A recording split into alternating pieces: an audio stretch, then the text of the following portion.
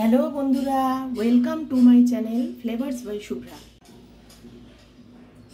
আজকে নিয়ে এসেছি বাংলার ঐতিহ্যপূর্ণ একটা রান্না, মোচার ঘন্ট। তাহলে চলো আজকের রেসিপিটা শুরু করা যাক। মোচাটা তৈরি করতে লাগছে, আমি মোচাটা ভালো করে বেছে কেটে নিয়েছি।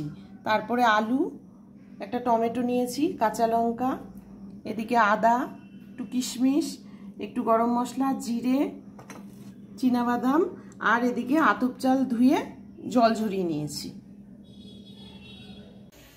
এবার আমি রান্নাটা শুরু করছি। কড়াইতে দিয়ে দিলাম সর্ষের তেল।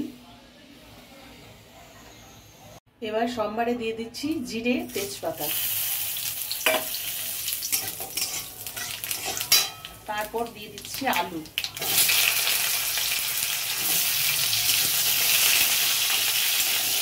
আলু দিয়ে 1 চামচ লবণ, 1 চামচ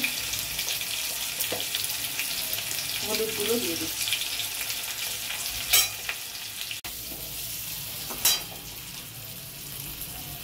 এবারে দিয়ে দিচ্ছি একটা টমেটো। টমেটোটা দিয়ে নাড়াচাড়া করে গোবিন্দভোগ চাল যেটা জল ঝরিয়ে রেখেছিলাম ওটা দিয়ে দিচ্ছি।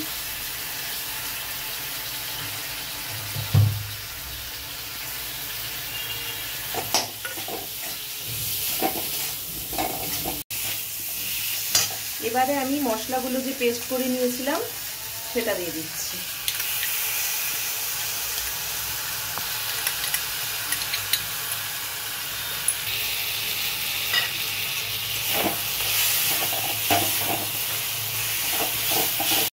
এই যে মোচাটাকে আমি সিদ্ধ করে চটকে নিয়েছি, এবার সেটাও দিয়ে দিচ্ছি।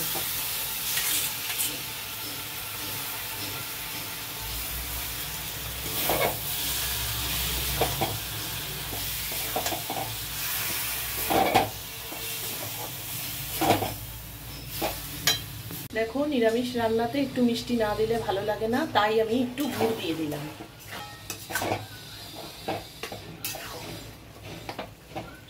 মোচাটা এই জলেই শুকাবে, শুকিয়ে টেনে যাবে, তারপরে খেতে ভালো লাগবে।